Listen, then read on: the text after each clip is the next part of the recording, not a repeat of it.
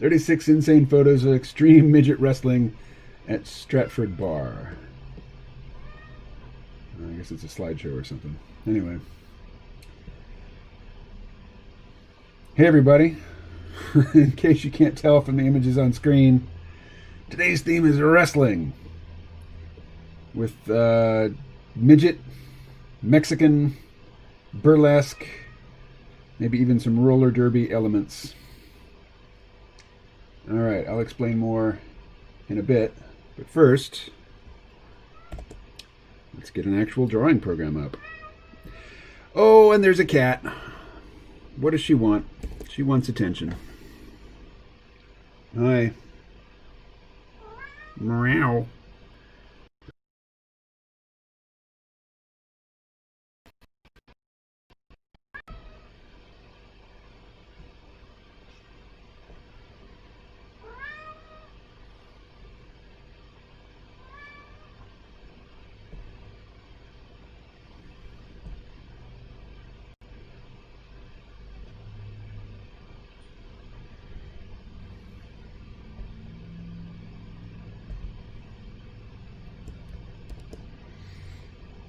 All right.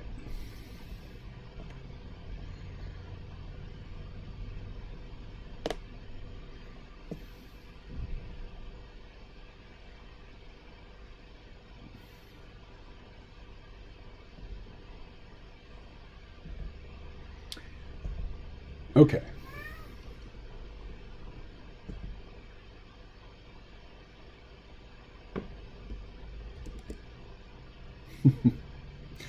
So, in the next Geb webcomic, the last panel has got to communicate that Joyce has fled the base and that she is participating in a wrestling event, much like the Lucha Vavoom event that takes place in LA. So, I want, in one image, I want Joyce wrestling. I want the ropes, that define the ring, and I want a referee in shot. So the thing is, Joyce is, she's barely 5 feet tall. But she's strong, and she's dense, and she's not going to be wrestling women. She's going to be wrestling much bigger men. So I'm thinking of adapting this pose, because these two guys are, roughly the same size. But I've got some others that I'm thinking about. Let's see.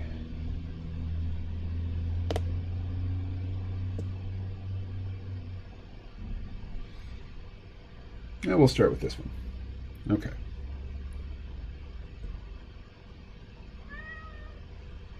Or this one. I like this one quite a bit. Let's see.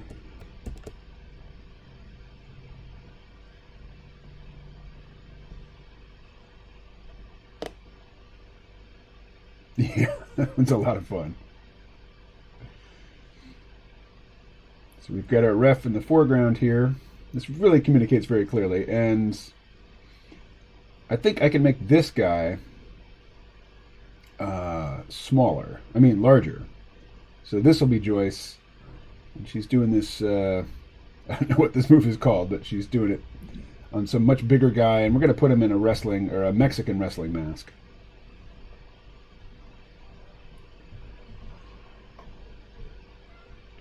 All right. So yeah, something along these lines. What can I do? I'm going to copy this. And we're going to go over, I'm going to grab this.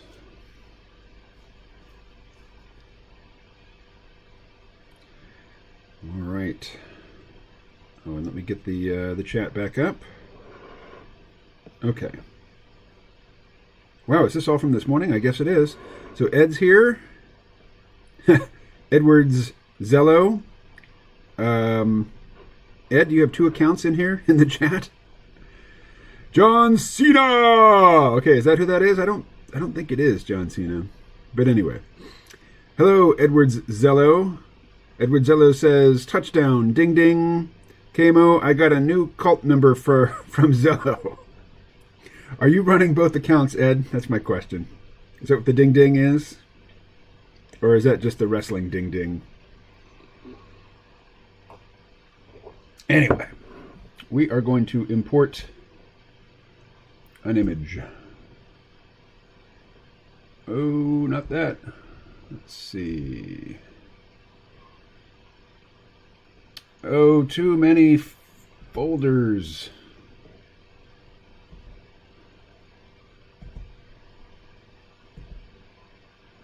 That one. Okay. So I'm going to start off doing that most contemptible of drawing activity, which is tracing. Okay, so yeah, we're done resizing.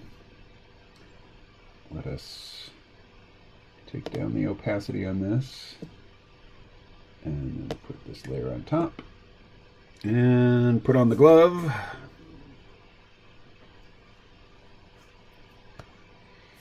Okay. Meow, meow, meow.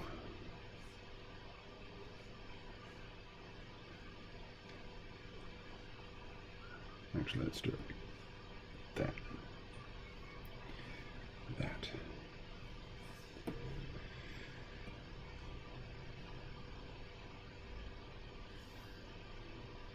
Yeah, the pencil is fine. Okay. So here's this dude.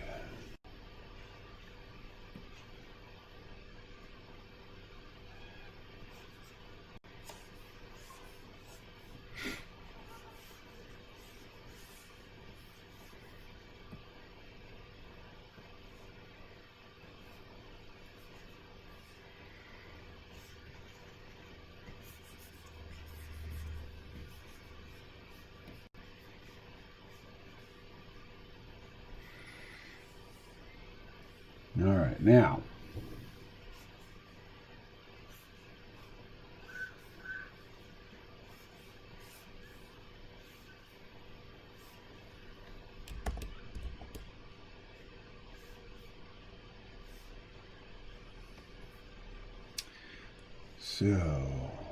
this guy up here.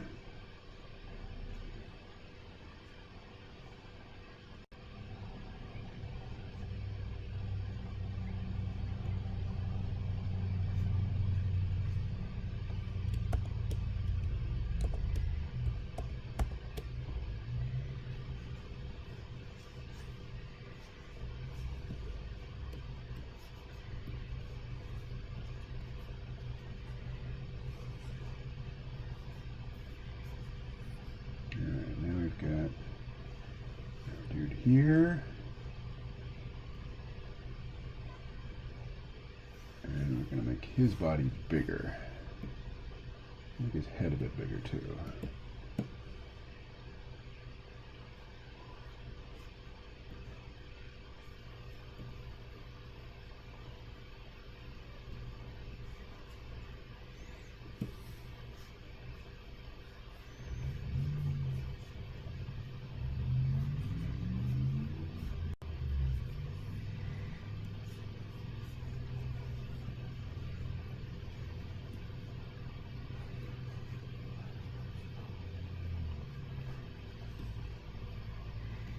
This guy is getting his shoulders pulled way back.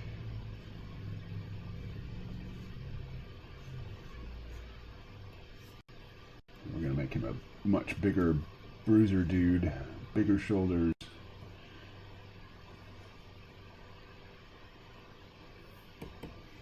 Alright, we've got our ropes.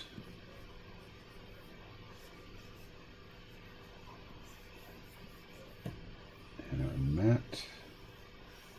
So eye level is very low in this shot, like it's, you know, and this guy's forearms here.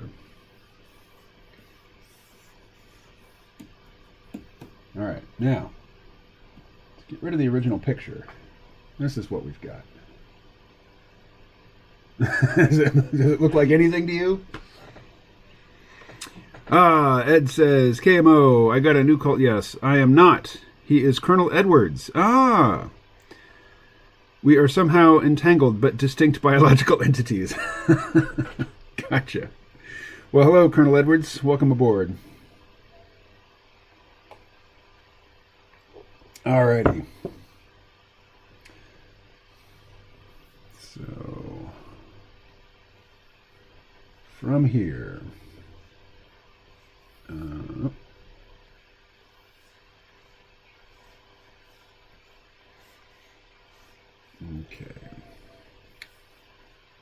What is our ref doing with his legs? Oh, I see. He's got one coming out here. He's like on his knees.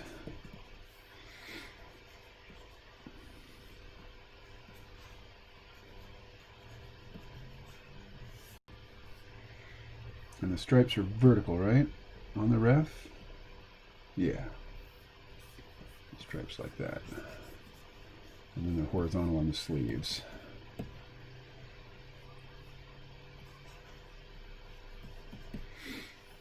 And the wrestling shirt, is it a polo? Can't tell from this. I'm guessing not. Ed writes, I'll be more verbose once my coffee is made and I've booted up my battle station. Right on. And your battle station sounds like it takes a long time to boot up. You dealing with an old computer?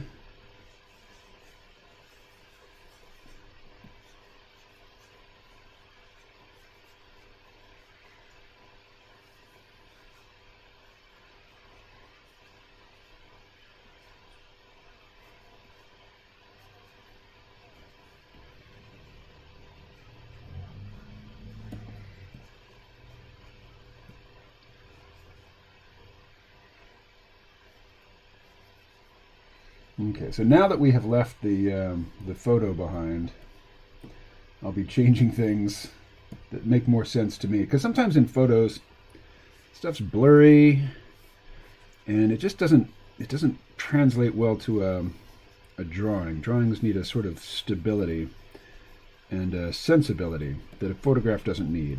Like, you only need to be able to recognize a couple of elements from a photograph to to really recognize what it is and buy into it. Whereas in a drawing, at least from my perspective, things need to be a bit more grounded. They need to be more constructed and make more sense.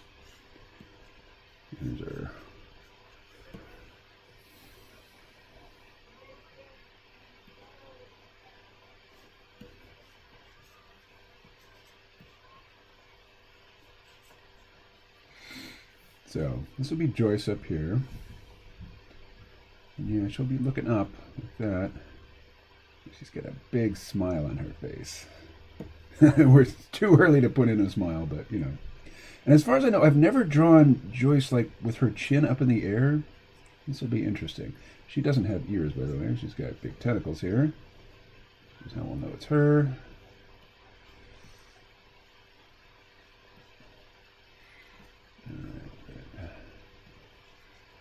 She has big muscular arms. They're going to be bigger this season than last.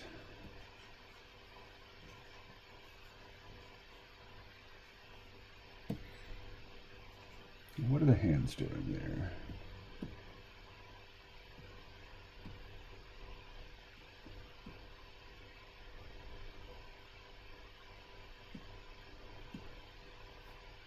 We're going to have another layer just for the hands.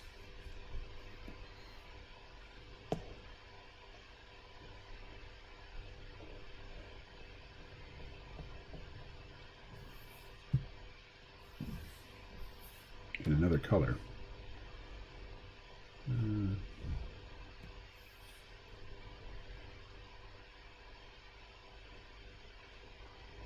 Oh, interlaced fingers. The artist's nightmare. They're not super interlaced, but they are interlaced.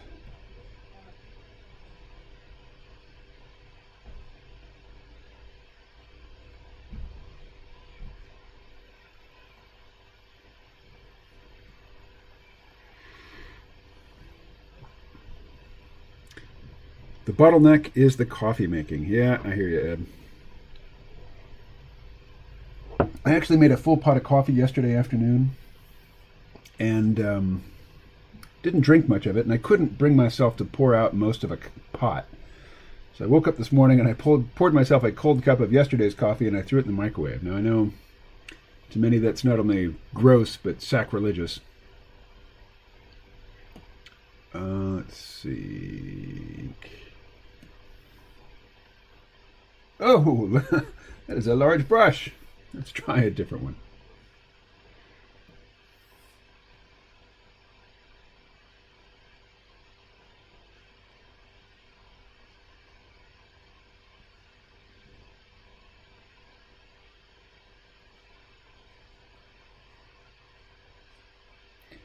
All right, so what I'm working on here is not a final image that I'm going to use. I'm just learning this pose. So I will start again fresh over in Manga Studio in a bit here.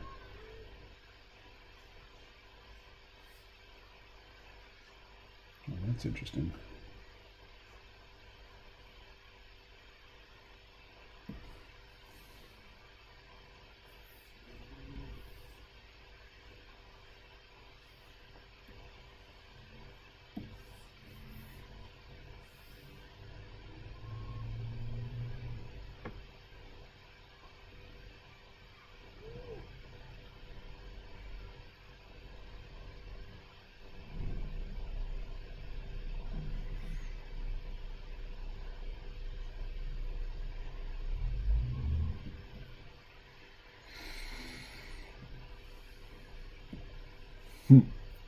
Alrighty.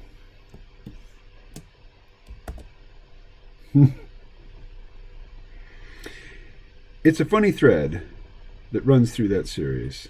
Oh. Parker. Hey, Parker. How you doing? The captain of the Expanse has coffee obsession. It's a funny thread that runs through that series. The apple strudel is rubbish. I have to take it back to the shop. Oh, Captain Edwards, that's a pain, isn't it? And Parker, I thought I might tell you, I saw that Last Ichi said hello over in Picarto in the last stream I was at, and it did not seem like you noticed. No, I did not notice. And I have already refreshed this this chat window from yesterday's session, so I can't even go back and review it to see if his hello actually showed up here in the Restream aggregated chat. But thank you, Parker.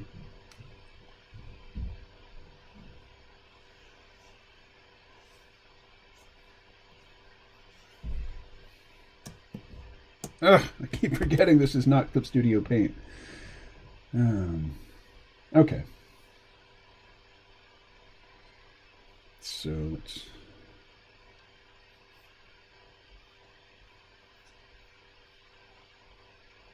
There we go. Resizing is very difficult. There we are. Okay.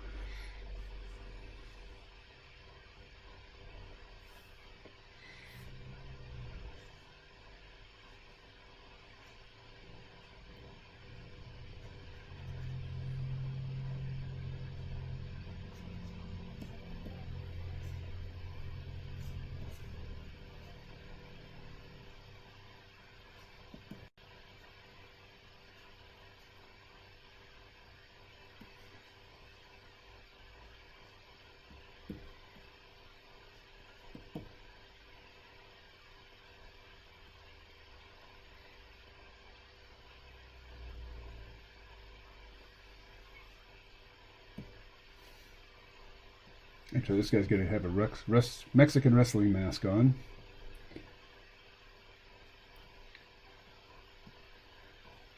He's going to be bigger. He's going to have a big belly. This guy's really skinny. Actually, yeah. Mexican wrestlers need big bellies. That's just how it goes. And big old shoulders and big old beefy arms.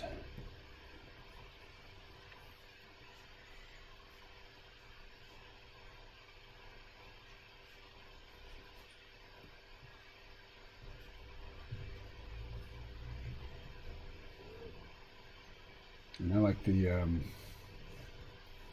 wrestling unitards that, you know, they're like the caveman. They've got the strap just over one shoulder.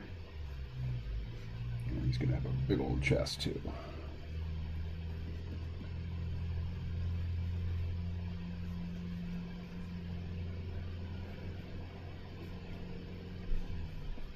All right.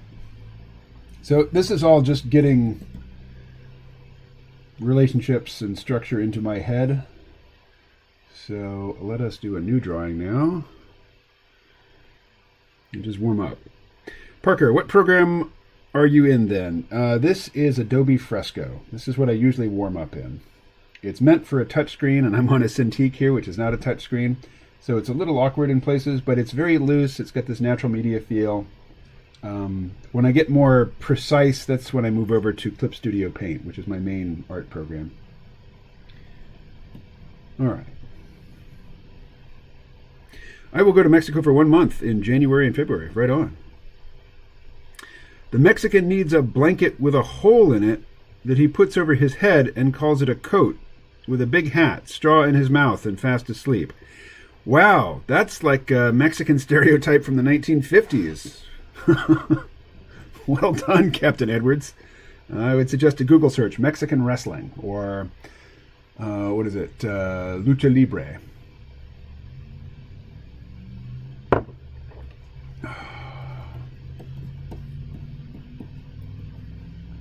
Lucha libre or lucha vavoom, which is what we're going to be parodying or honoring in the Geb comic strip in this next chapter.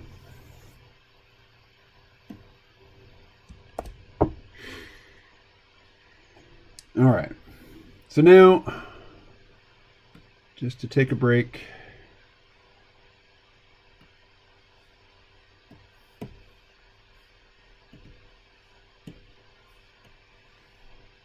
what do I have here?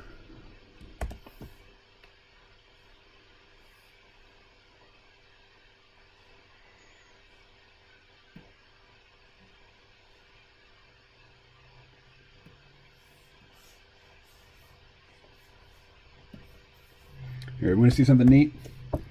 You can make any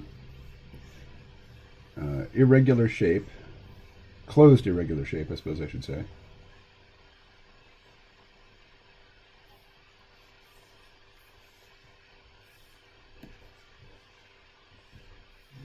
This is from Scott McCloud's Understanding Comics.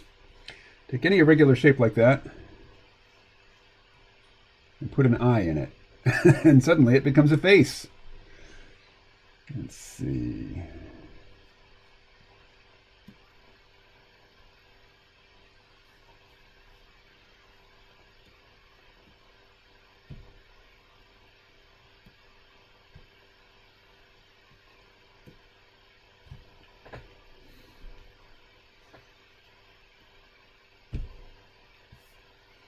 So this guy.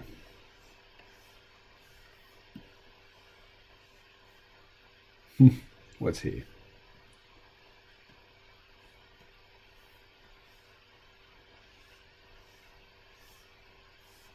of like a dinosaur.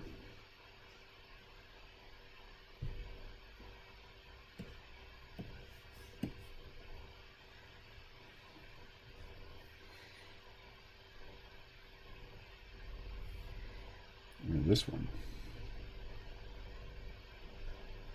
Could be his mouth.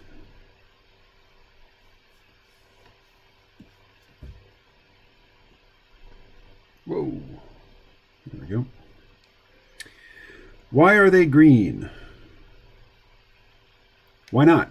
You prefer white? I just like to put a color down and start drawing on top of the color. Yesterday I tagged one of my Instagram photos, Periodolia. Green fried eggs. Yes. Anyway, let's do another.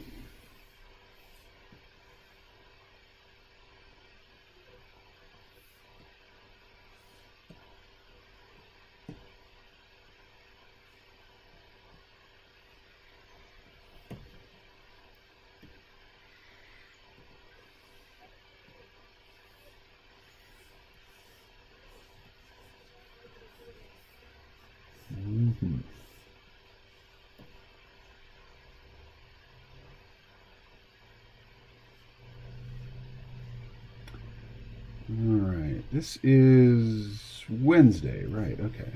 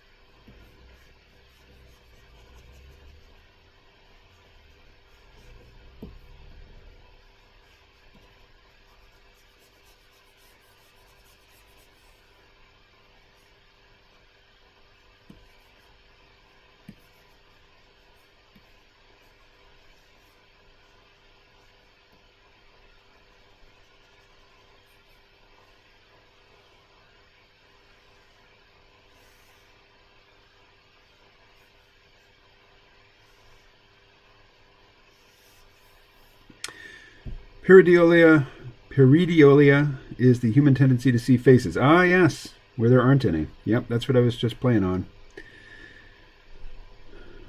So, is Lovecraft Country season finished, or should I binge? And should I binge watch it?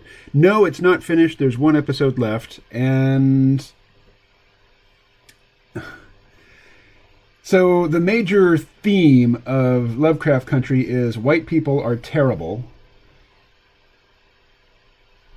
And if you desire to see persecuted black people getting their revenge on evil white people, then yeah, Lovecraft Country is the show for you. I find its messaging obnoxious, but the show is so well done that, you know, I got to overlook the annoying parts of it. So I recommend it. I like it a lot. But yes, it has some very of the moment programming in it. White people are terrible.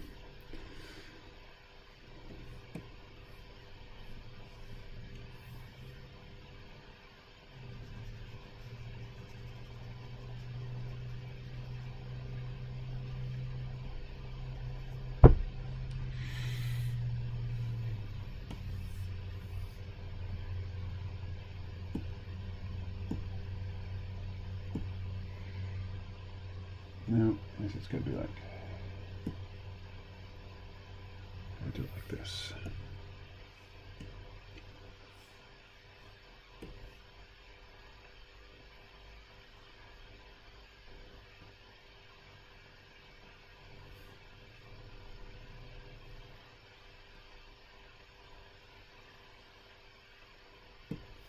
With the crackle. So in the program, they just call this crackle. But really, it's the Kirby crackle. It's the Jack Kirby. He used to do this effect a lot in his comics. Although, you know, this is just a tool in this program. I'm just, you know, dragging the stylus around on the canvas. And it's picking all these dots in, but when Jack Kirby did it, he was drawing each one of these dots as a little circle and filling it in ink.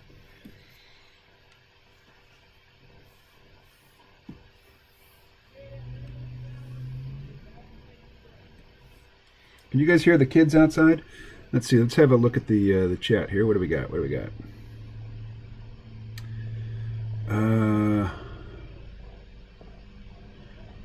Just all pics like that. This is Edward Casimir on Sniper YouTube account. I am regretting inviting you here, Edward Zello. Hey, a revenge story can be a fun watch. Yeah, a revenge story can be a fun watch. Oh, Lovecraft Country. So, how about revenge against an entire race, an entire population of people? Is that fun? I mean, that's. I mean, you don't have to do anything to me. You don't have to convince me very much to say that cops have been very abusive toward poor people, and black has traditionally been a marker for poverty here in the United States. So it's, it makes the, it sets the cops off. If they think you're poor, look out.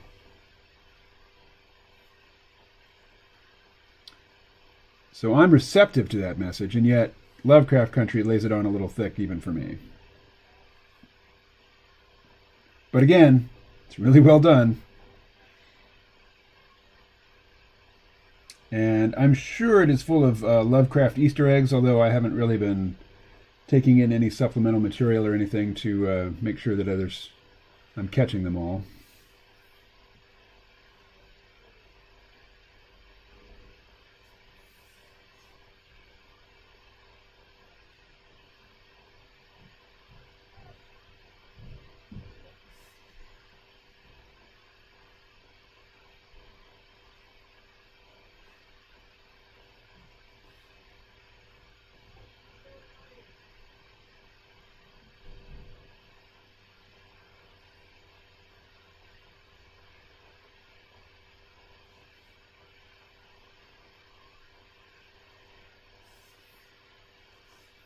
All right, what else we got here? Do you know good Netflix series to watch? Edward Zello. Um,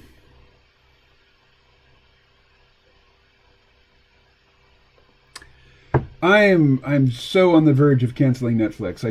I did this last night. I'll turn it on. I'll load it up and I'll scroll through stuff, and either I never select anything and I just eventually go away without watching anything, or I start to watch something and get bored with it and turn it off. So last night there's that Hilary Swank space show, Away. I tried watching that. I got 15 minutes into it and I turned it off. Just not interested. So I spend most of my time, that I'm watching scripted entertainment on Amazon Prime, where I've got CBS All Access for the Star Trek shows. I've got HBO right now for Lovecraft Country. But as often as not, if I'm just in the mood to watch something, I go to YouTube, which is free. So, yeah, I'm planning a purge here of my streaming subscriptions.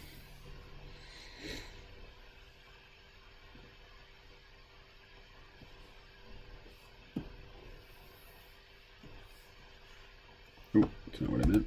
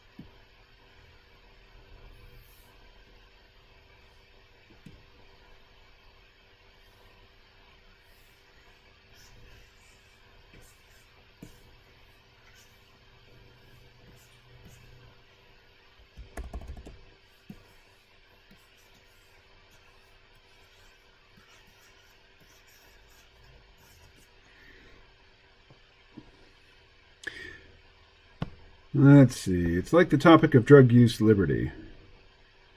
If the correct side of the argument is clear, not so interesting to see the question picked over. Edward Zello, Pokemon gotta catch 'em all. Okay, I will consider that a hard maybe. Oh, on binging Lovecraft Country? Yeah, I leave it to you. Have you watched The Good Place? I did. I watched the first season and part of the second season, and it was charming, but I know there's... I didn't even finish the second season, much less get to the third. Let's see.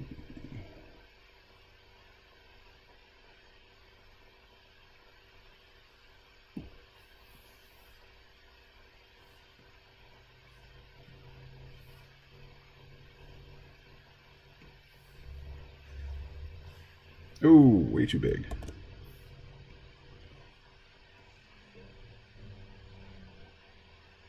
No, flow is fine. Where's the size?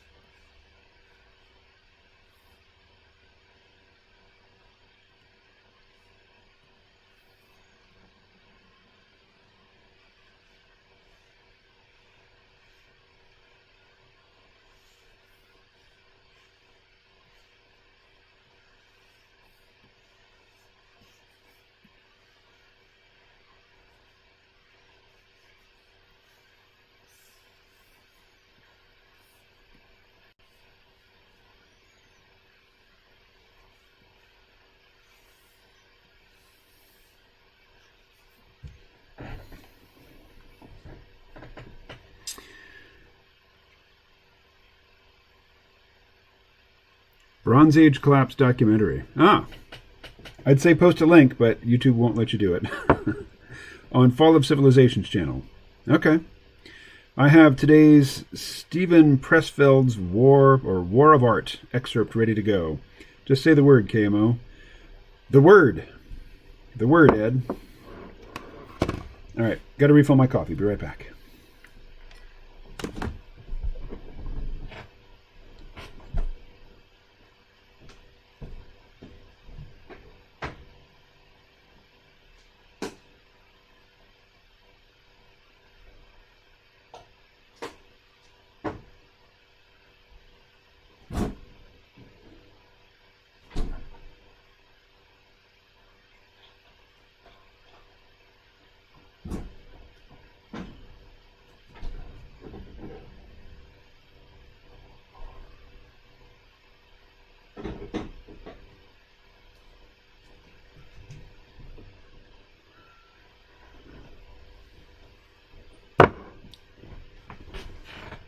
So this image is, in case you can't tell, I started to just do my initials, KMO.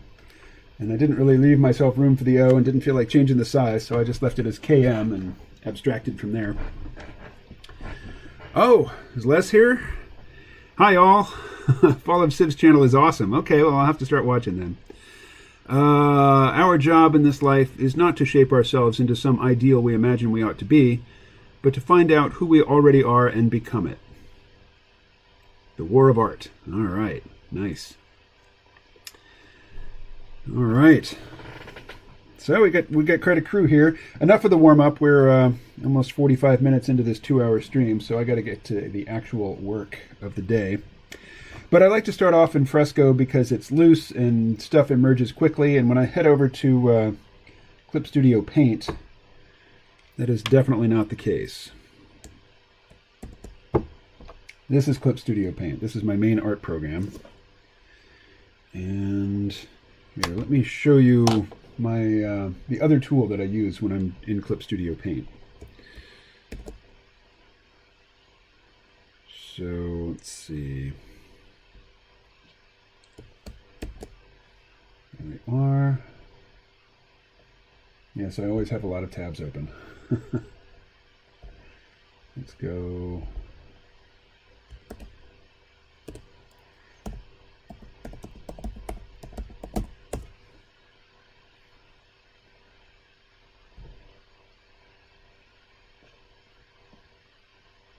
So this device, I hold in my left hand. I've got the stylus in the right, and it's got various buttons on it. So like that big button in the middle there, that's just the equivalent of the space bar. Scroll wheel for zooming in and out. I've got like this upward directional is undo, copy, paste, save. And there's more. There's buttons on the front. There's a trigger on the bottom. I have not assigned every key a function, and I should. I just haven't done it yet. Anyway, so I have a lot more flexibility, a lot more fine control when I'm in Clip Studio Paint. See, I can easily zoom in and out with the scroll wheel.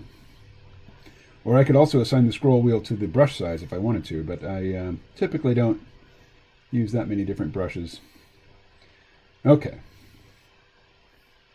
So we need a new document. I'm going to call this Joyce Wrestling Submission. Okay, so without looking at the image that I was tracing earlier, let's just see if we can reproduce it.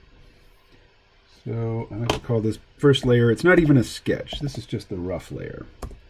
So rough I don't even spell it with an R-O-U-G-H, just R-U-F-F, rough. Woof. All right, and I've lost the chat. This is my vice here when it comes to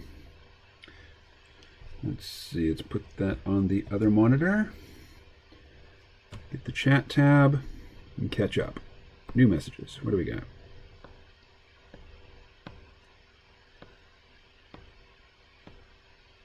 Okay. I think I met that crackly KM entity on ayahuasca trip I did in 2011. Yeah, it's probably where I got it. This is from your memories there, Ed. You probably beamed it at me. Okay, and you have more flexibility control with a remote control than with a hand and pencil, asks Les. That's just a completely different drawing medium. I mean, I'm using two hands either way. Well, I guess with a pen and paper, mostly I'm just using my right hand, but when I'm using the remote control and the stylus, yeah, it's very much a two-handed process. And yeah, I have a lot more control. I have the control necessary to waste a lot of time. Check this out. Okay, here's a circle. Oh, look, it's a happy face. Okay. So if it was a piece of paper, that's it. You can't really get too much more detailed with that. But hey, what if we zoom way in? And then what if we spend a whole lot of time, sculpting the shape of the eye here and over here. And it's like, that's okay, but hey, let's really zoom in on this dot and let's really give it some time, shall we? Let's really make it a sort of an expressive dot. Oh, what have I done? Undo.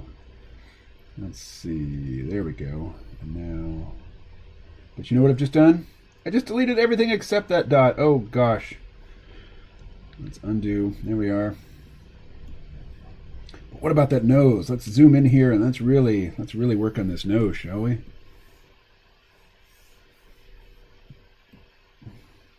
See, that's that you can't really do on paper.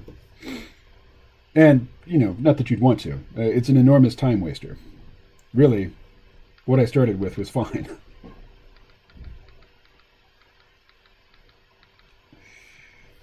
All right. Parker says, I've never seen a controller like that. You have more flexibility control. Yeah, let's see. One thing about the art streamers on Twitch, especially the ones at the top, is that they also have their face in the corner. Yeah, well.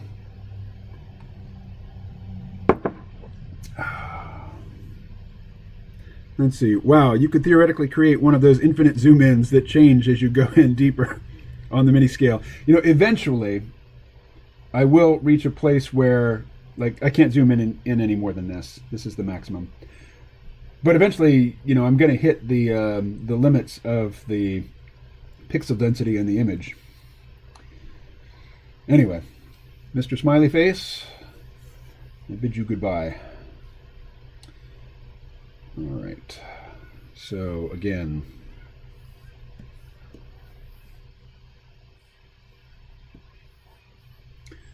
okay, so we had our ref in the foreground.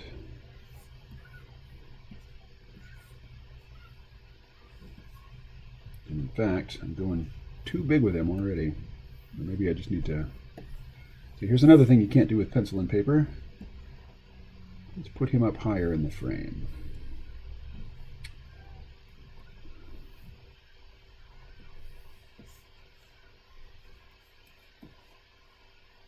What was his other arm doing? I don't remember. I think they were both on the ground. But what if he's gesturing? Well, there's probably not going to be room for that. So over here, we've got our big dude. Let's define our canvas. And we've got a post here.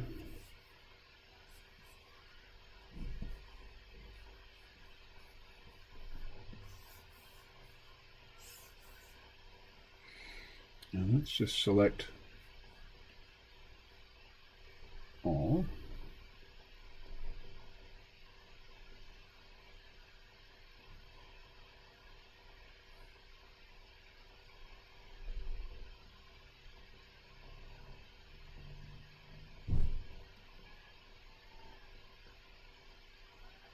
Okay.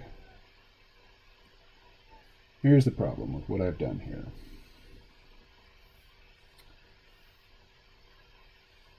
Let's get out of this. Okay. This dude, he really needs to be more in the foreground. So let's just get rid of him entirely. And let's start with Joyce and her dude. Okay, I am going to go back and look at that previous image.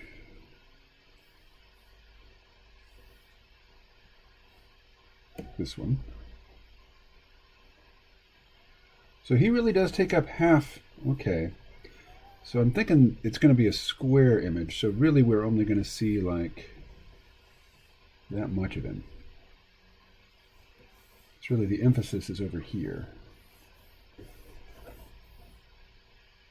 All right.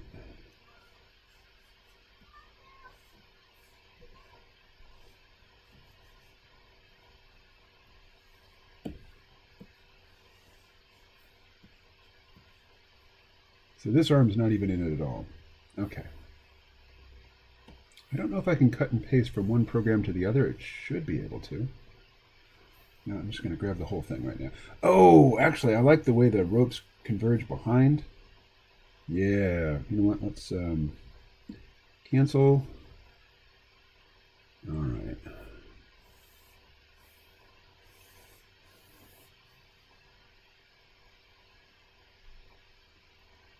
And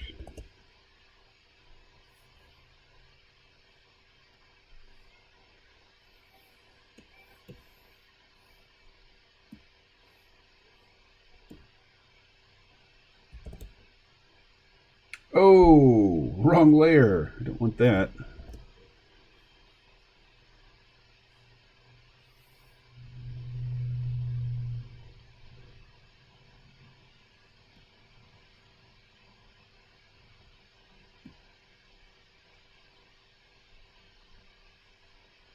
Let's see.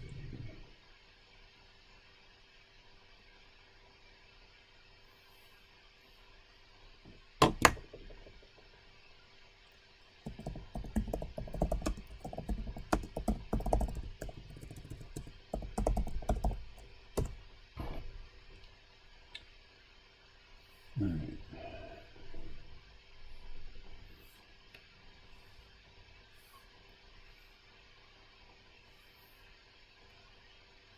Actually,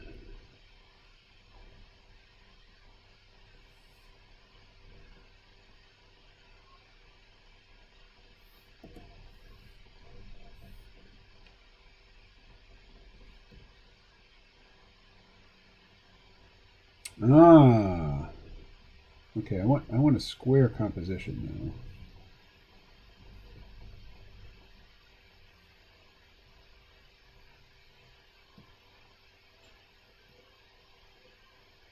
Something like that, a little smaller. Yeah, something like that.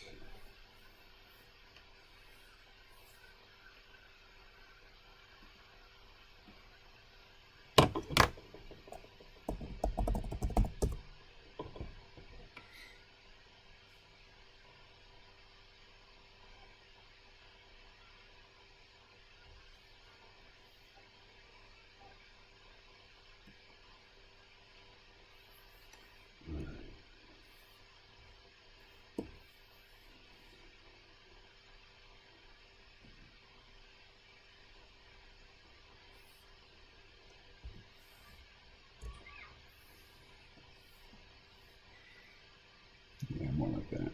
Okay. Back on our rough layer.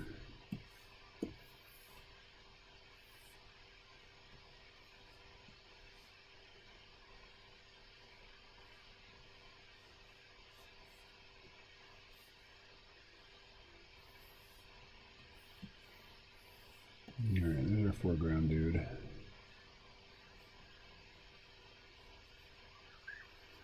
So we ignore him for the time being. But he's going to be covering part of her tentacle there. All right. So this is the rough layer. And it goes above the Joyce rough layer. Joyce, whose name was almost Joy.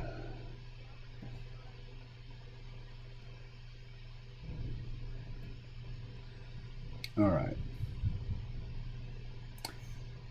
Now, well, that's good enough. Really, the most important thing here is Joyce, this guy, and the ropes to define, that this is a wrestling event. All right, so here is the Byrne Hogarth figure construction method. You start with the torso. Actually, let's start with a larger brush. Start with the torso. But it needs, in this case, needs to be more foreshortened.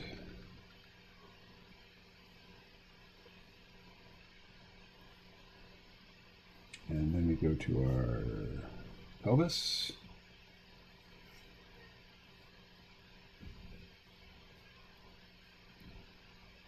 And thighs.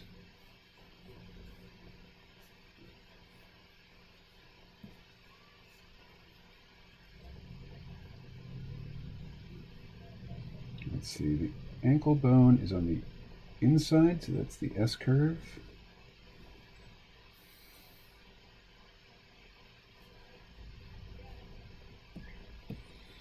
All right.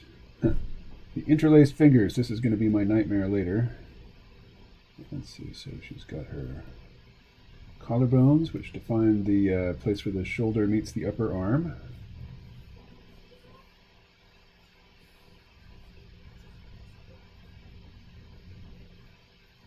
All right, so this is a real bicep flex shot. She's going to have impressive upper arms there.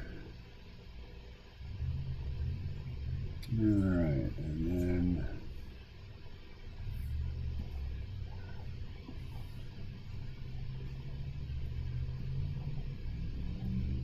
Joyce has a very round face.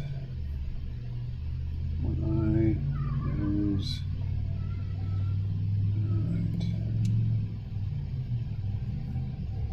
And her head tentacles.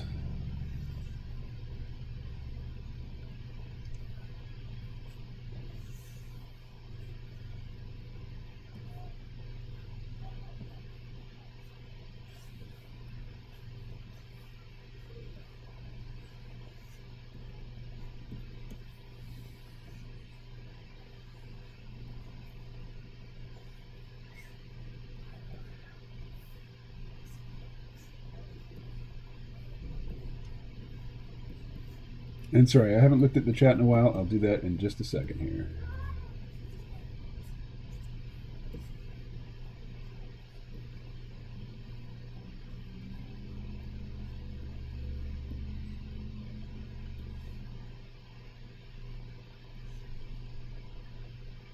All right, so there's Joyce doing a headlock or neck, or what do they call that? A chin hold on an invisible dude.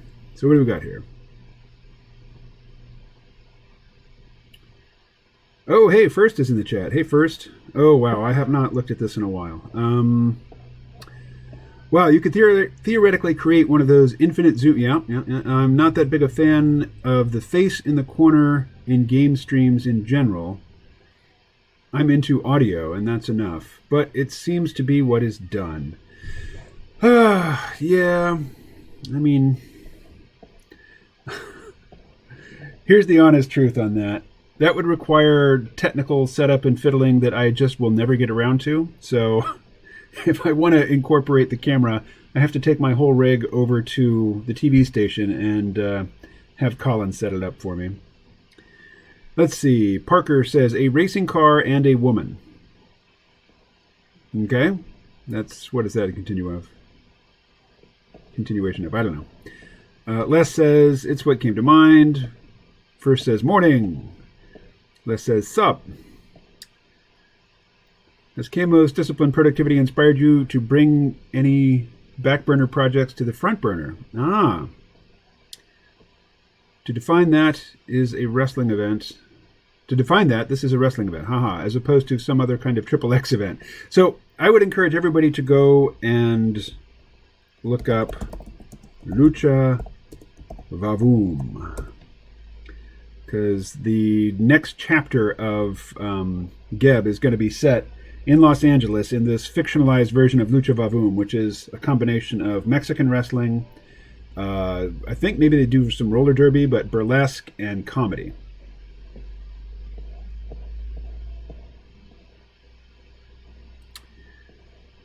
Do you ever work? I try not to.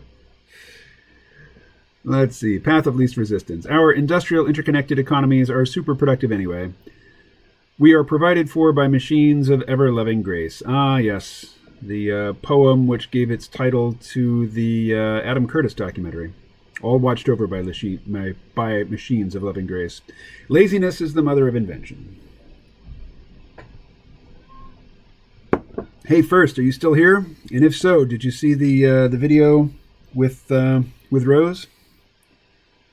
All right, so let's do a different rough layer for our victim.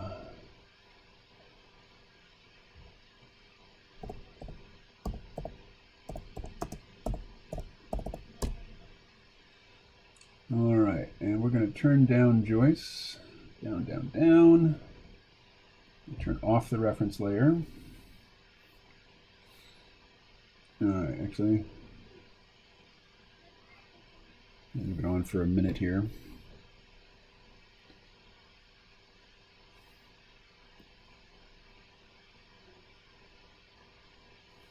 All right.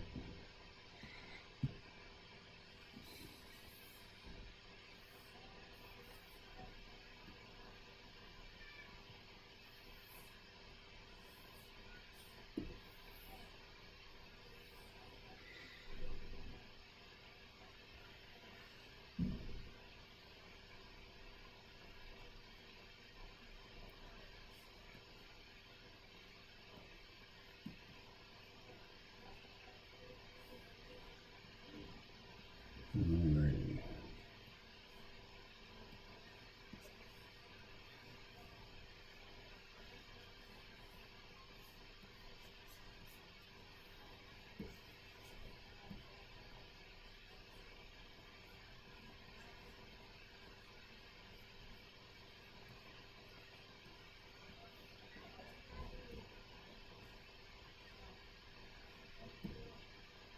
Okay, so her hands are there, so we don't really see his neck at all.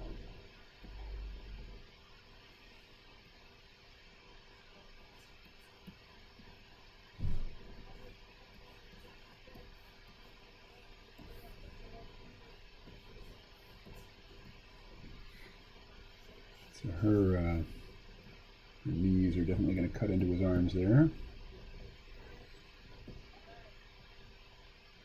All right.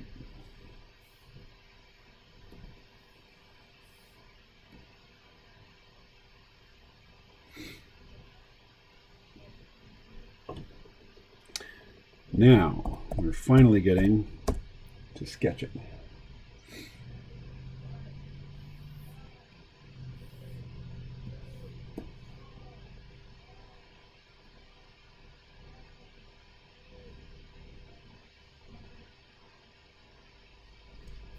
What else we got here? I will avoid Lucha Vavoom when I go to Mexico this winter because of the Rona.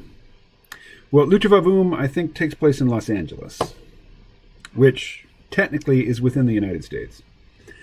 Seems like that Lucha Vavoom stuff is kind of like a soap opera for guys who otherwise wouldn't admit that they appreciate the musical Cats.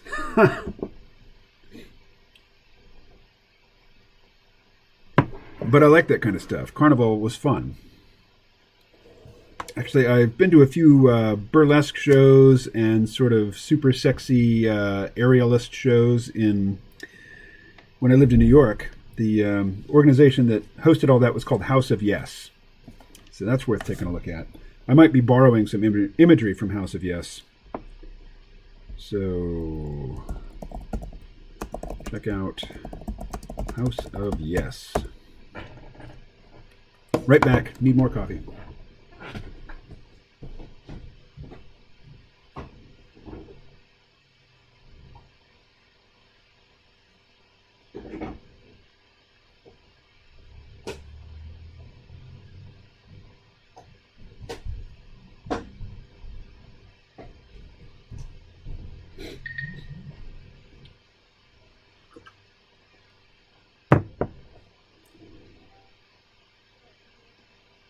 All right, what's all that then?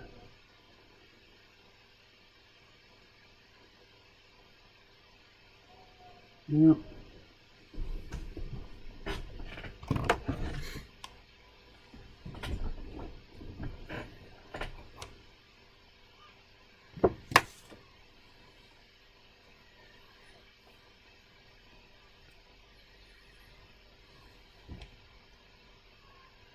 Okay. Ugh.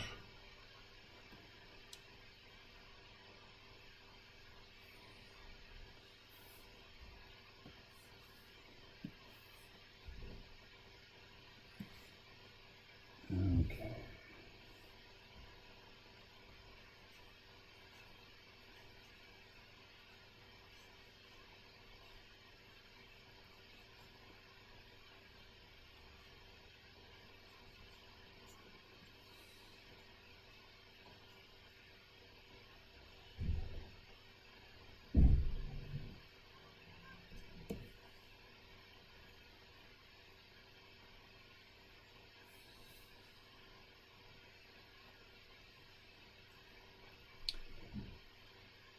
I may well simplify the hands here. We'll see.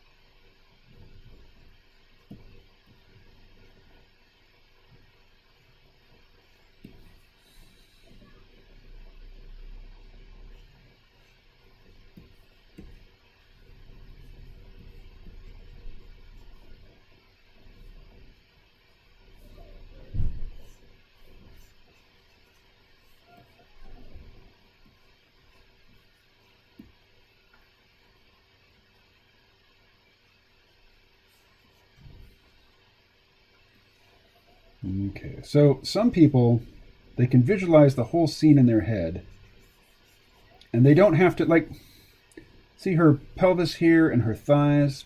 You're not going to see any of that because the wrestler is in front of all that. And some people, they can visualize the whole scene and they don't have to draw the parts that won't actually be in the finished drawing. But I don't have that capacity. Or at least I haven't developed it. when I learned to draw, I learned construction, figure construction. So that's how I have to go. But I do admire the people who can just start drawing, like in detail at one particular place without any indication on the page or on the screen of, where everything's going to be. That is beyond me.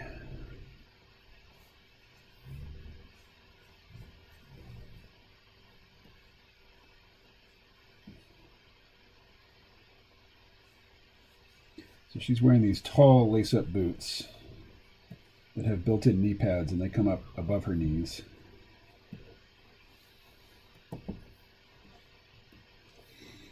Alrighty.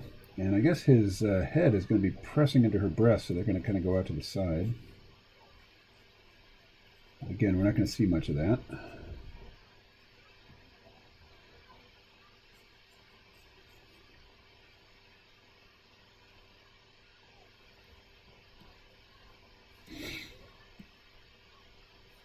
We're really going to see her trapezius, though. All right. Now the head. So she's got these huge round cheeks and a very prominent chin.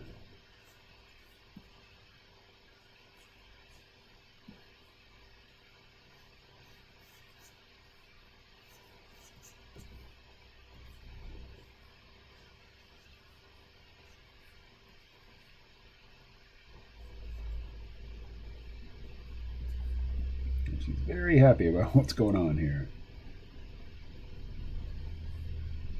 Okay. Joyce actually doesn't have nostrils yet.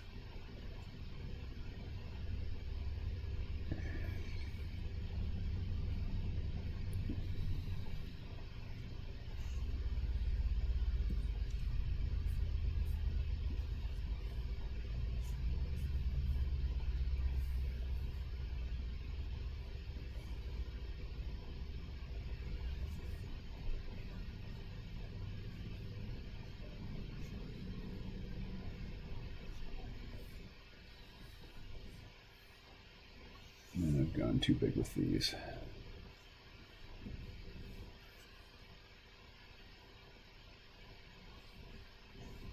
Does anybody know of the very famous Frank Frazetta painting of Conan, where he's like atop this whole pile of slain enemies?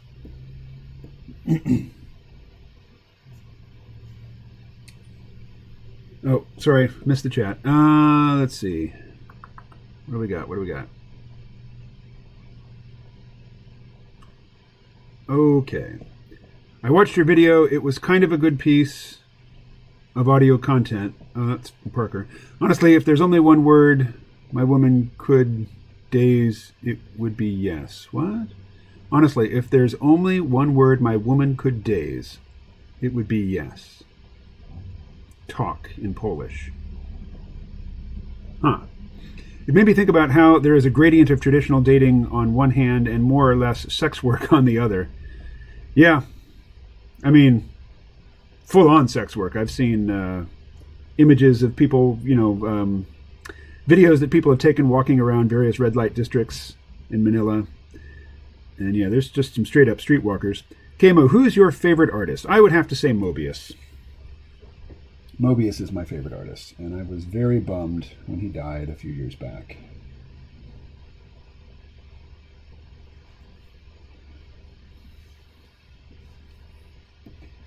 If you want my favorite living artist...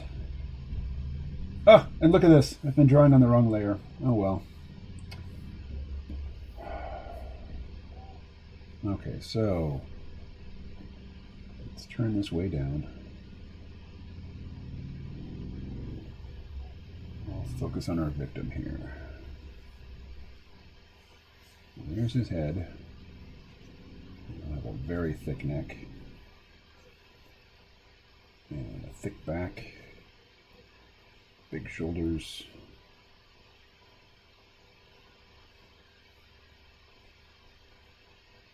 Now, Mexican wrestlers tend to be kind of fat, but just for like comic book convention, I'm going to be giving them the the lean, ripped, muscular look.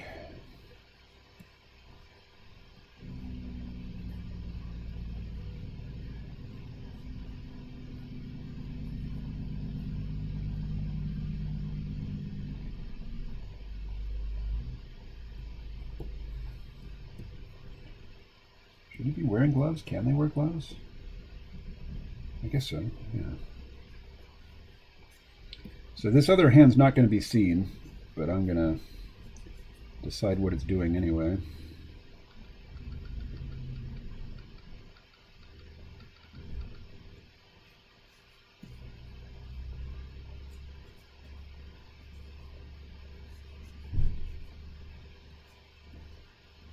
Ah!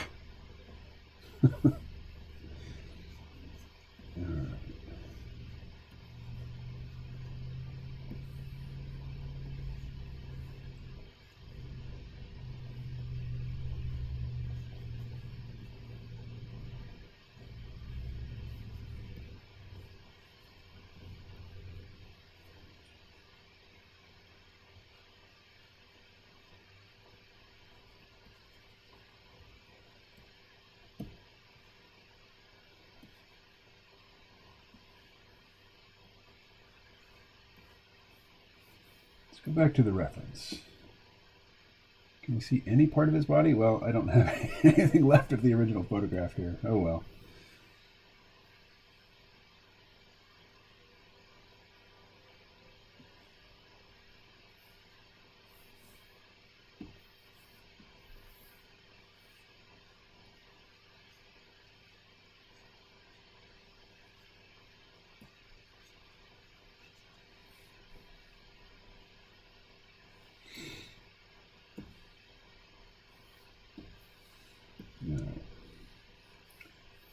Let's get more detailed.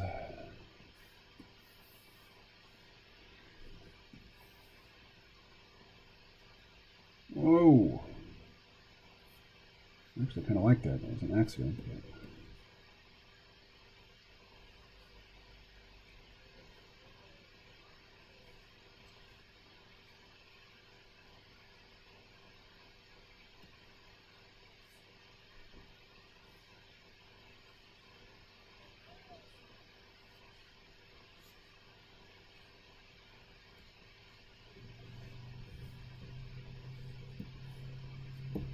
Sorry, I haven't looked at the chat in a while. I'll get back to it here in a sec. What do we got? Who's your favorite artist? Mobius. And how you saw that dynamic but stayed on the dating end of it. It made me think about how there is a gradient, right? And how you saw that dynamic and stayed on the Oh, it's really easy to stay on the dating end of it on Filipino Cupid. I mean, most of the out-and-out prostitution is, streetwalkers and bar girls. Yeah, Filipino Cupid, you're not going to get prostitution. What you have to watch out for there is scammers. Let's see. They also do figure construction just in their heads, KMO. Some do, some don't.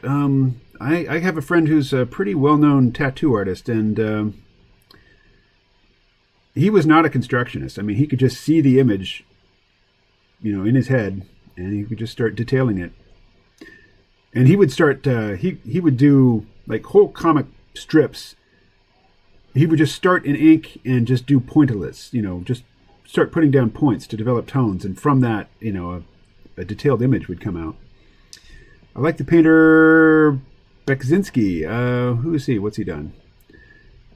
He was born not too far away from me. Sanok. His work is trippy, man. I prefer the old traditionalist painters. There are many masters. One of the newer ones I adore is Sukalski.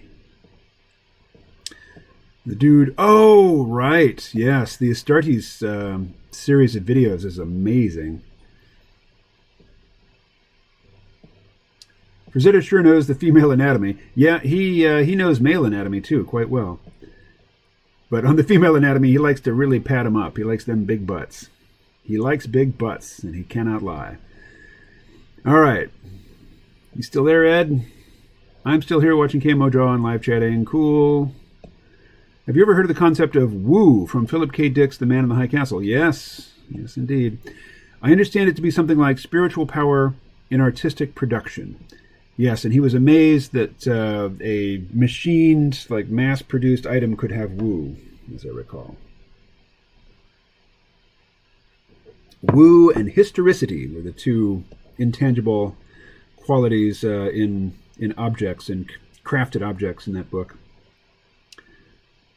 Not seen that Amazon series, Ed.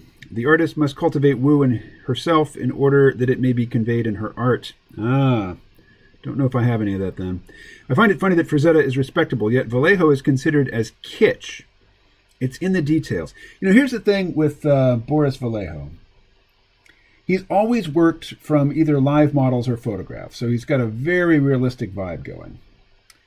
And in the late 80s, he started working exclusively with bodybuilder models. And the bodybuilders that he was using, you know, for reference, they couldn't hold these really dynamic poses. Their poses were really kind of stiff. And I think Boris internalized that.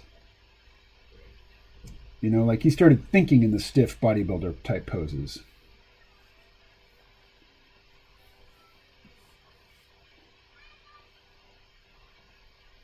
Whereas Frank Frazetta, he had this great visual imagination. He didn't use much reference. I saw a documentary about Frazetta, and another artist that he'd been working with was recalling a time when, you know, Frank was working on a piece that required a rabbit to be jumping away from the action, you know, into the foreground, but they didn't have any reference for a rabbit.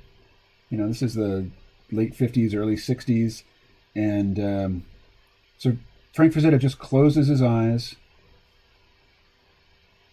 and, you know, searches his mind and visualizes a rabbit, and then, you know, they cut to the finished rabbit in the painting, and it's clearly not based on any reference. It's sort of anthropomorphized, it's sort of cartoonish, but at the same time, it totally reads as a rabbit, and it totally fits into this very realistic painting that he's working on. Let me see if I can find that. Let's go Frank Frazetta rabbit.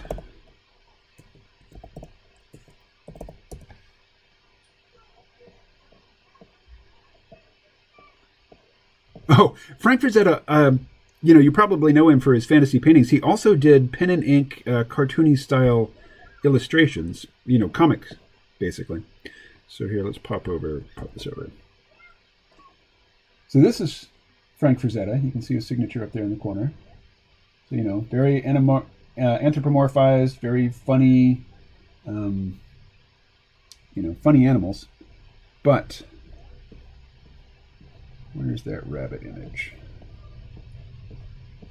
I think it was a cowboy painting, so let's try that.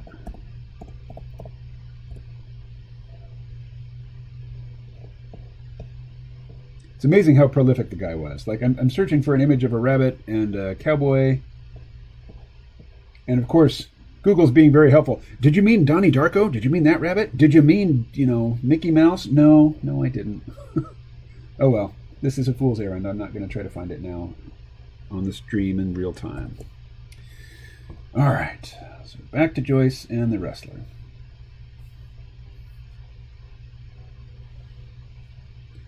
Here's our wrestler, and he's going to have sort of alien-looking eyes here.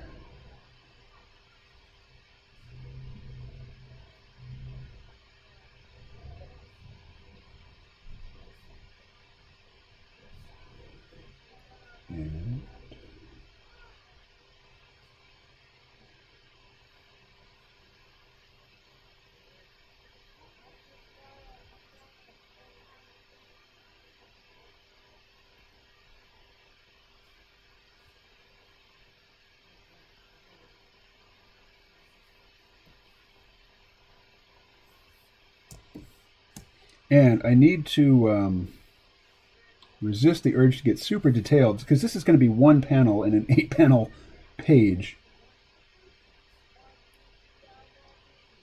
1, 2, 3, eyes on me, says the guy outside who's managing the kids.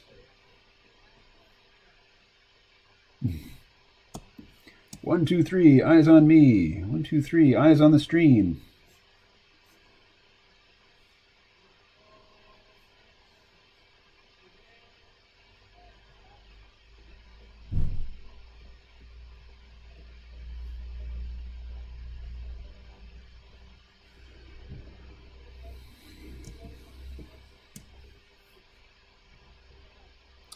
Now I need to refer back to the costume I've already designed for her. Let's see. No, that was right. No, second issue. And... oh, okay. Just a tank top, basically. All right.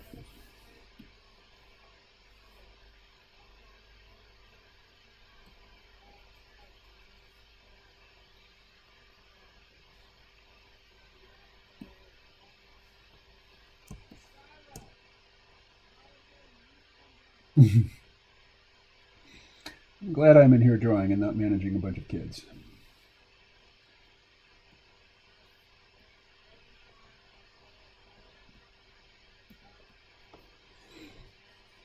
All right.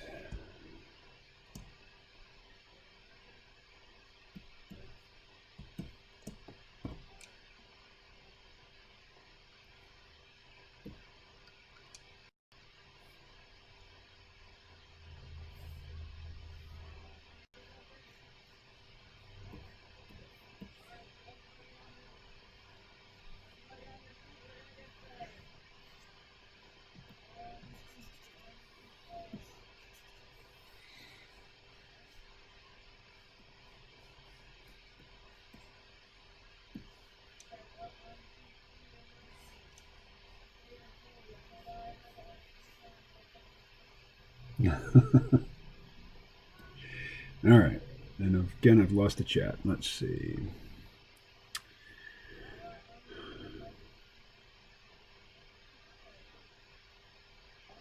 Wow.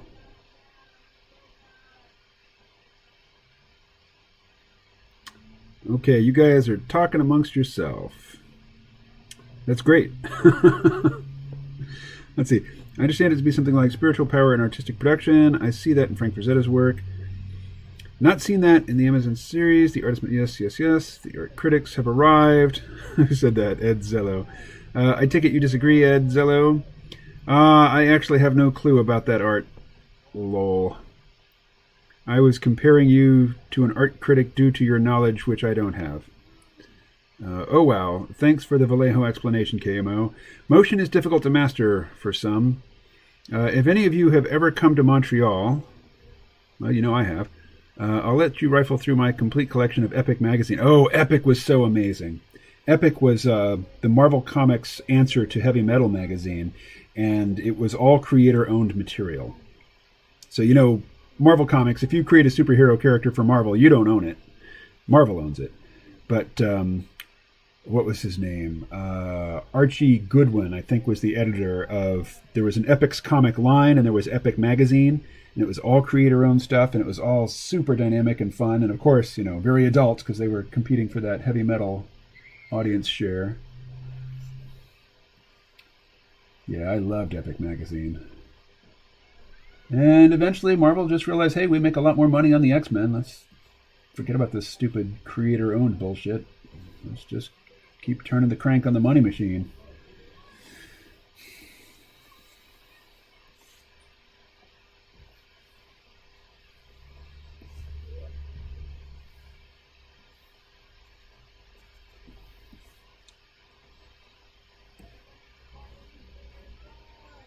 All right.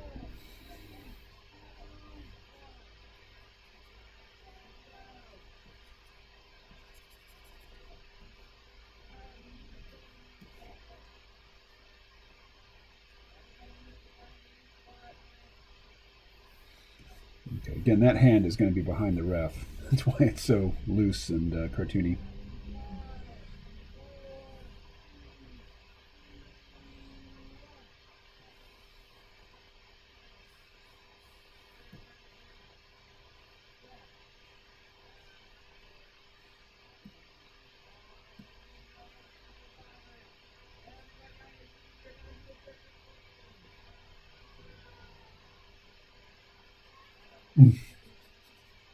Can anybody hear the kids outside? It's very distracting to me. Let's see. Okay.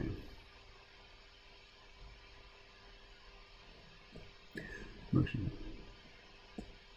No, Ed, knowledge is not as important as knowing what you like.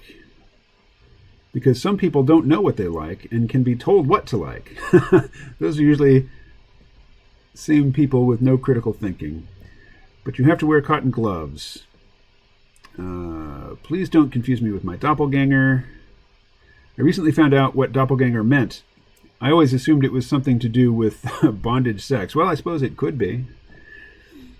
Sounds like one of those German-derived words, exactly. The umlaut is a dead giveaway. This is a wonderful quality of English, its ability to assimilate foreign words. It's a Borg language. English is awesome. I agree. I like English quite a bit. And I'm glad I don't have to learn it as a second language. If you get more people in here, you will get so far behind in chat. Yeah, I know. This is about the limit. I can hear the kids outside, and I like it. Good. I can hear them barely, says Parker. All right.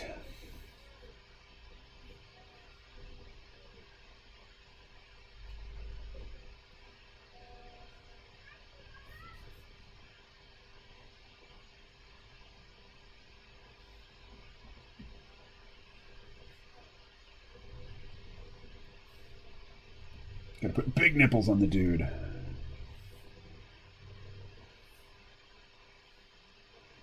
Let's see, where's the ground? For him, for his belly, there.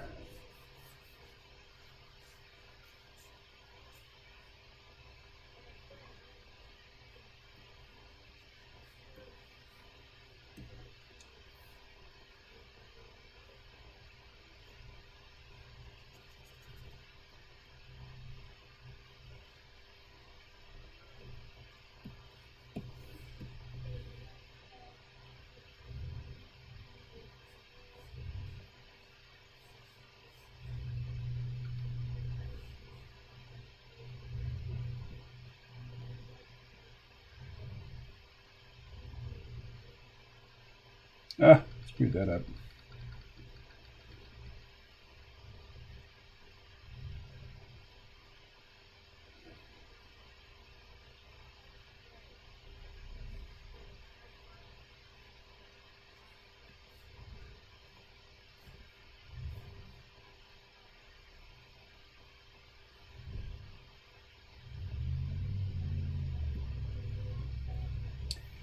Has anybody here in the chat ever flown on a plane with a child, with like a very young child with you, a child, pre-verbal child, like a baby?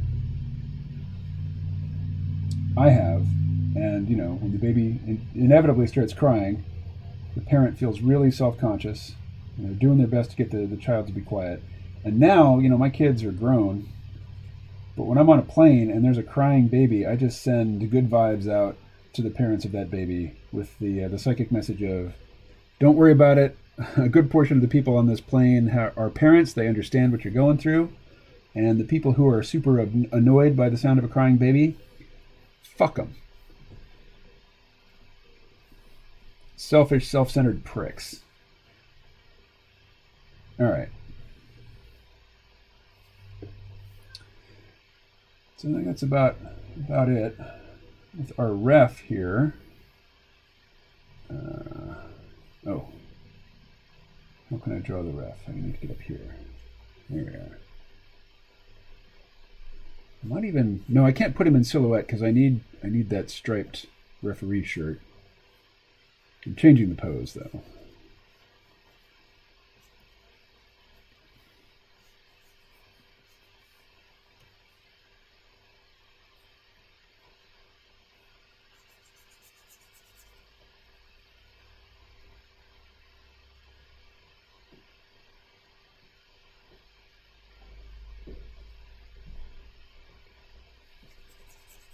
In fact, I think he's going to be mostly silhouette except for the white between the black stripes on his shirt.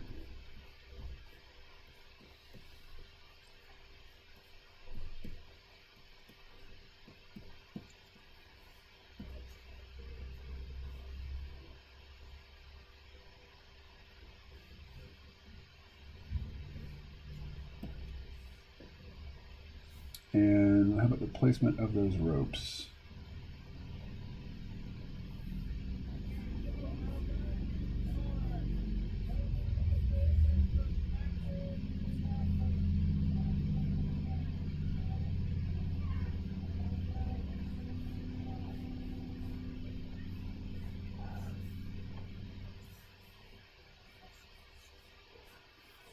All right, so these areas are going to be dark.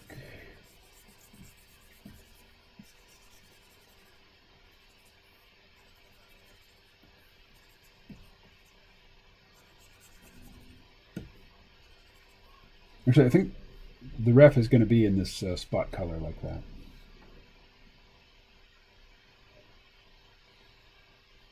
All right, so I'm ready to start inking, I think. So we need a new vector layer. We'll call it ink. That's at the top. And Joyce's ink is going to be separate from the ref's ink. Oh, wow. So this foreground arm was his left arm in the original, and I changed it and made it into his right arm.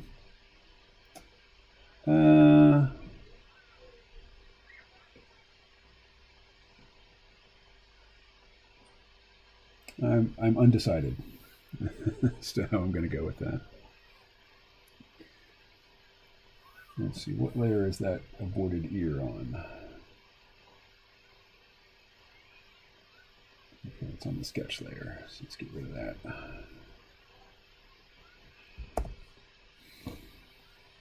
Okay, so now let's turn all that down. Turn that off, turn that off, turn that off. And let's just get to inking. Black. Pen. G pen.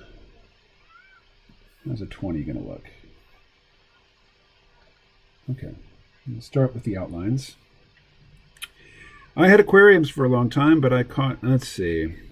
Sorry guys, I'm way behind in the chat again.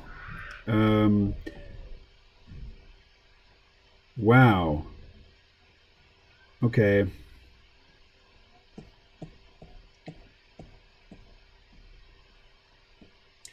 This afternoon, I will go meet Craigslist person to buy plants and snails and shrimp for my new Wallstad tank. Right on.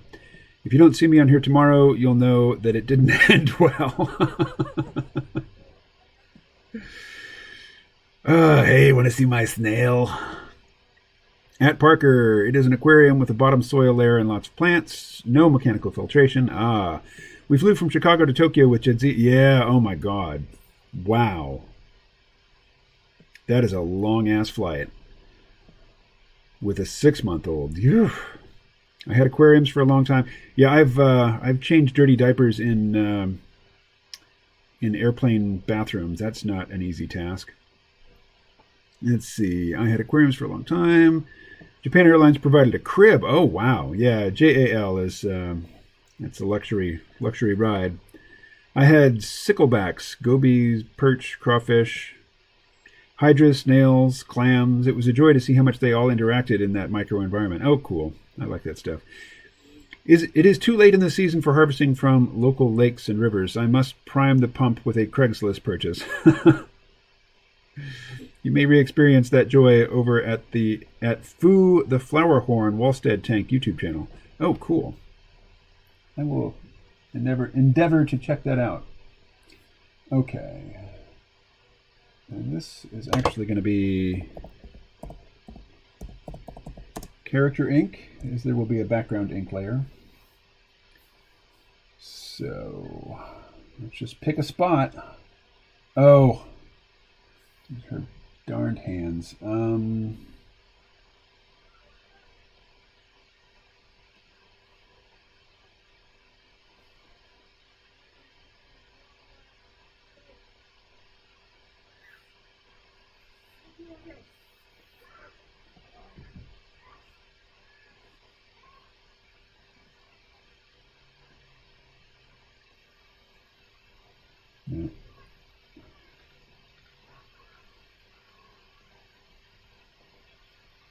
got to be really kind of vague about the fingers, I think.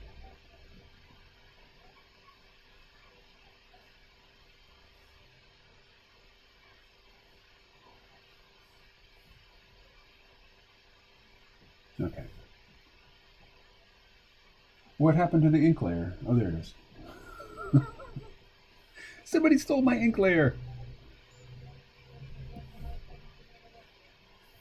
Actually.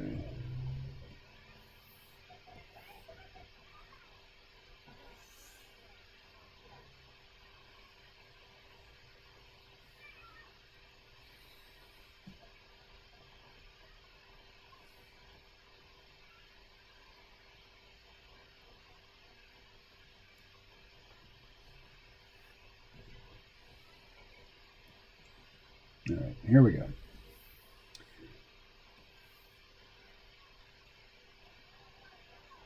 I'm on the wrong layer. How do I know? Because it should be full black. There we go. Yep. That's too big. Let's go to 15.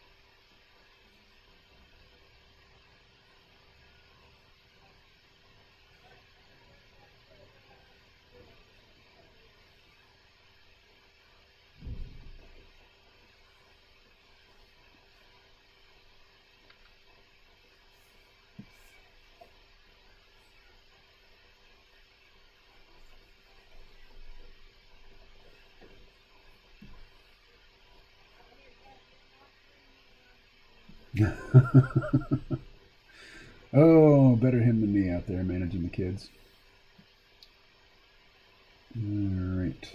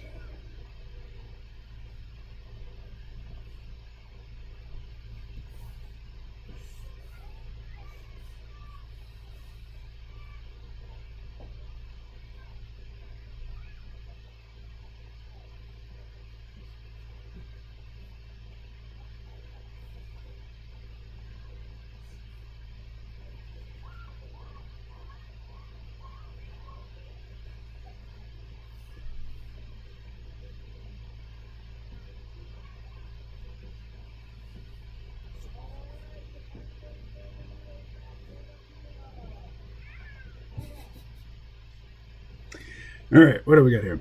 What's KMO's upcoming comic book about? It's about aliens. I mean, all the content from the comic is already online. If you want to go to the geb.io website.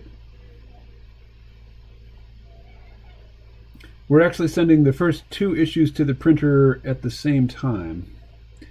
And we're going to have an art opening, like a publishing party for the comic. And the plans right now is to have it in Washington, D.C. And it's not my idea, because I think trying to have an art opening style launch for the comic during the pandemic is not a good idea.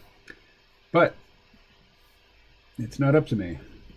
And if somebody's paying my travel expenses, I will go. I will participate.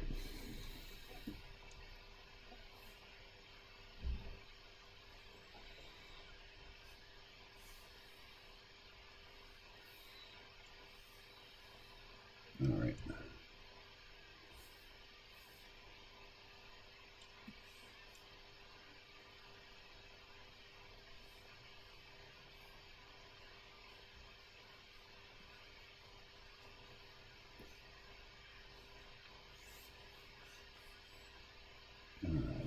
Big dude here.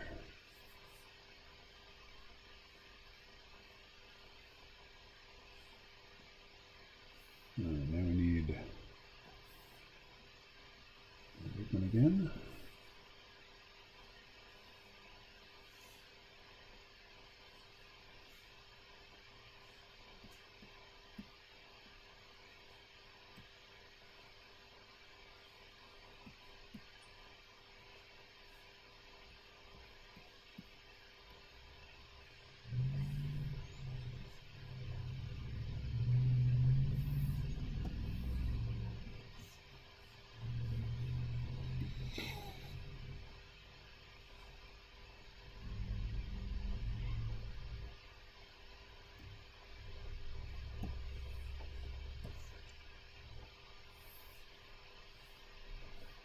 What do we got here? Sorry, I'm not up to date. Oh, here's my riddle, KMO.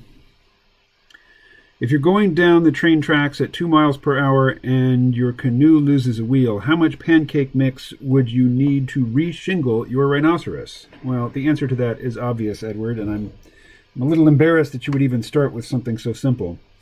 But yes, clearly the answer is lilac.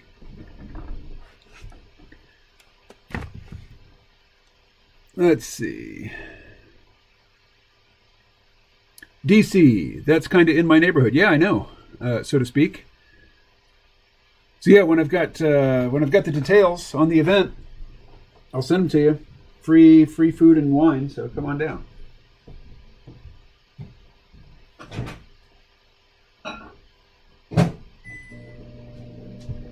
Yes, that is the sound of me microwaving my coffee.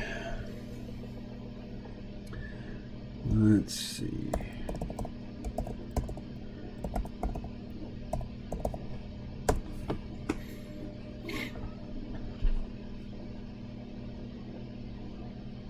It's 3.54855156 bags of pancake mix.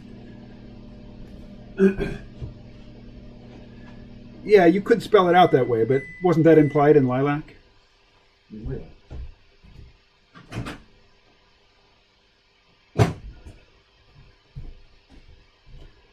I mean, if you're going to spell it out to 7 decimal places, you might as well just distribute coloring books, you know? You know what I'm saying?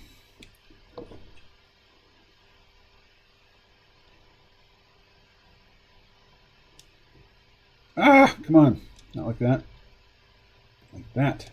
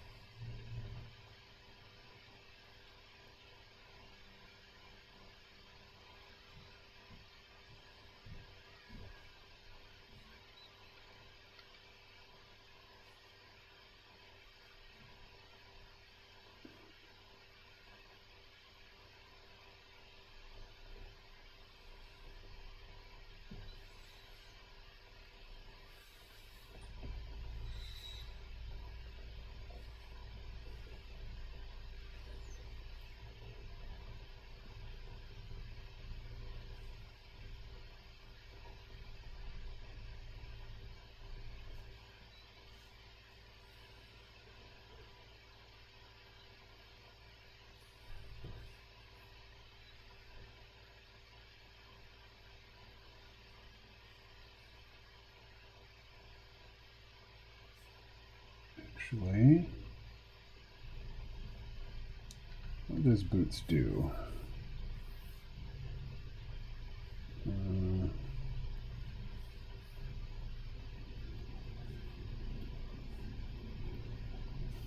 Oh, right. Okay. They're like, what do you call those things?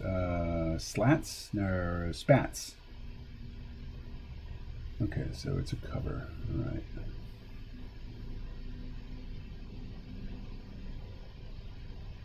That? That's my look.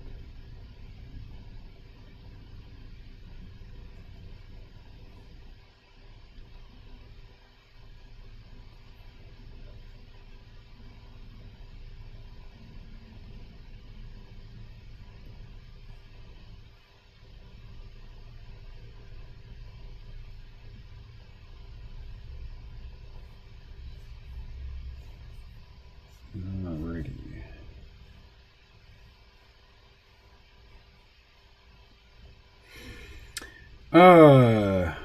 TYKMO, your art looks surprisingly professional on that page. Don't take it the wrong way. I suppose the final product looks different when put together. Yeah. I mean, this will tighten up over the course of however long I spend on it.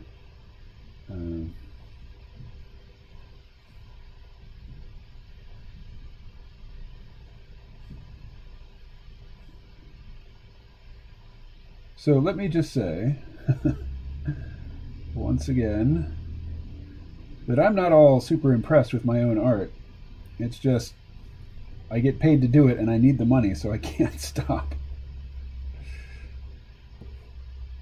I forget, there was some famous writer who said, it took me 30 years to figure out I had no talent for writing, but by then I couldn't stop, I was too famous. So I'm not famous, but I do get paid for it, and I do need the money, so I cannot stop.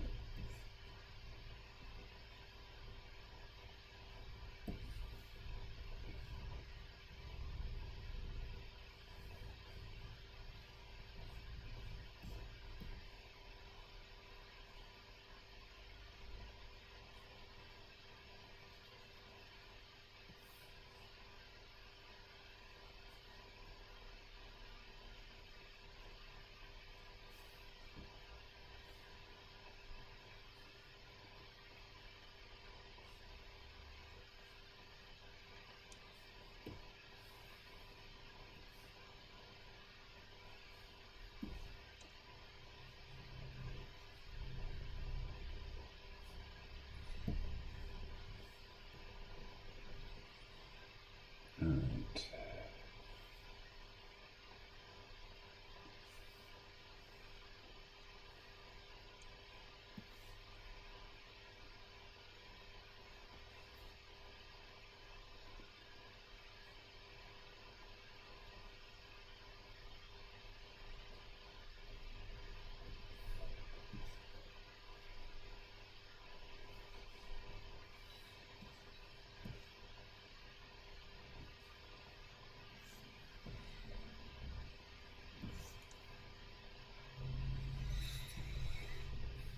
Let's see. That'll be the background.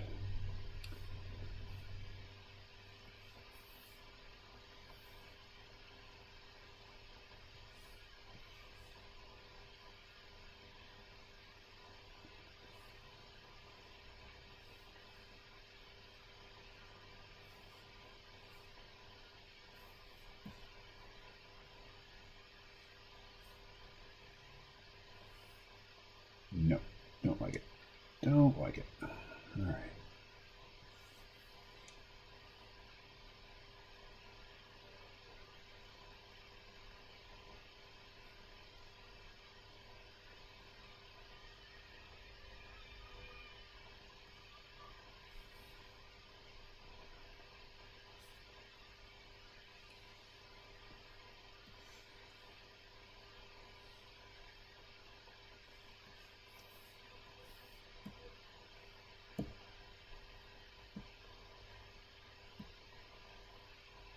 Come on. All right.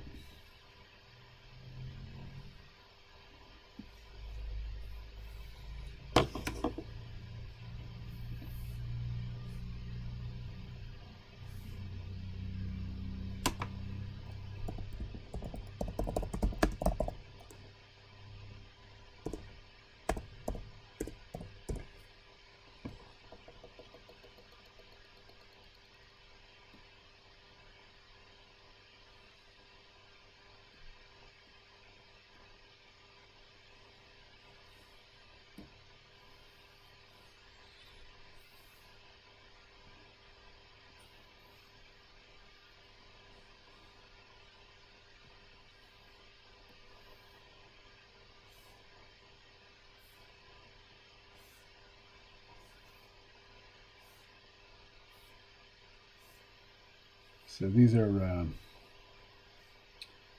rulers or guides for drawing straight lines. There's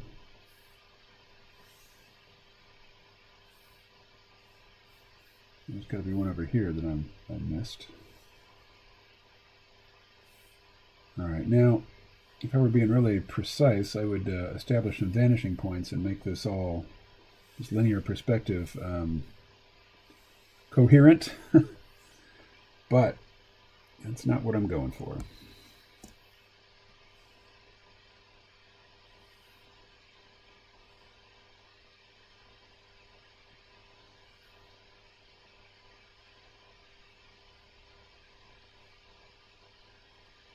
The post has got to be back there somewhere.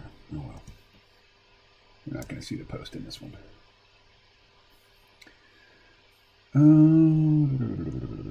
Right.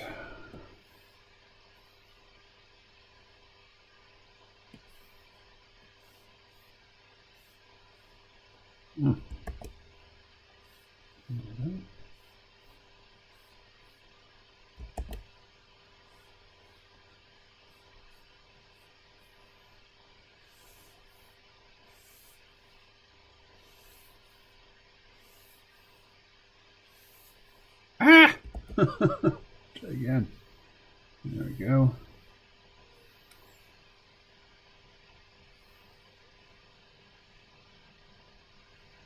Right.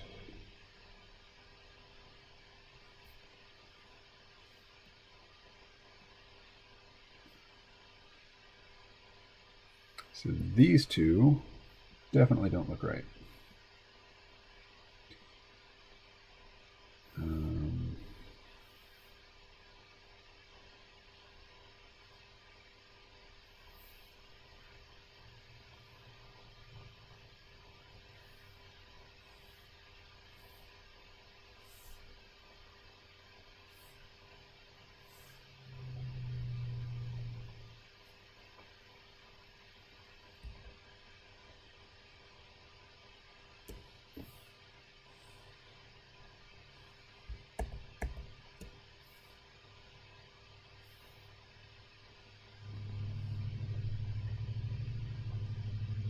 No, that's how I had it. Right.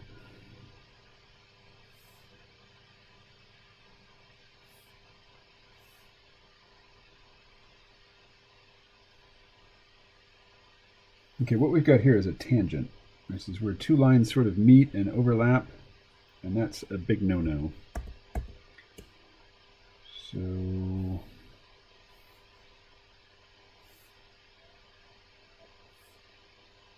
do that.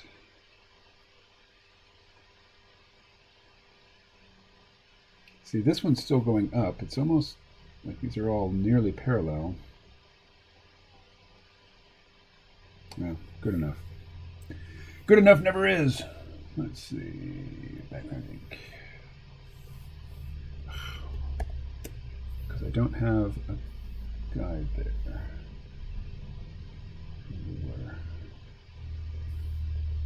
So put the ruler down here. Right.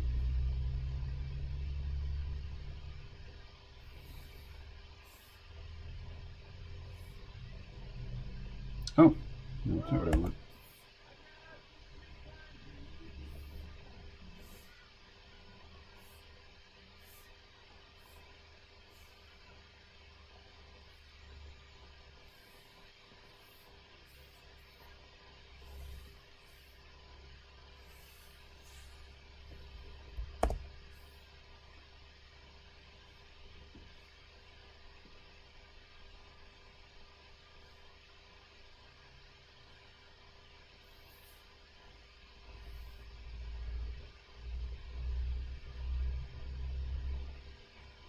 What do we got here? A good artist is. Do you get any royalties for the work, or is it a one-time deal? I get paid by the hour to do this stuff. So every couple of months I'll submit an invoice and money appears in my bank account. But no, I don't get any recurring royalties. These are While I created these characters, they're not my intellectual property. So, no. Oh, let's see. Can I just fake that?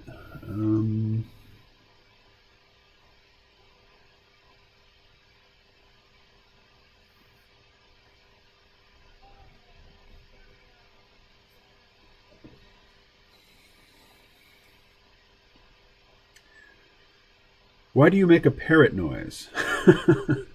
Sometimes I will screw up, and that's my response. I think that's the noise you're talking about. But the audio and the video for this stream are out of sync. The audio comes much earlier. So from your perspective, the sound of the screw up, the sound of my reaction to the screw up, and the screw up itself don't appear at the same time.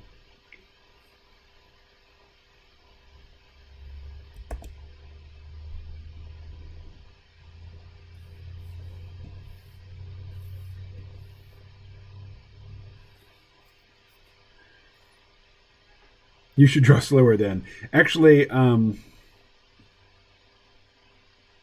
don't time how long I spend drawing. I just guesstimate when I come up with the invoice. I probably spend more time working on the strip than I actually charge for it.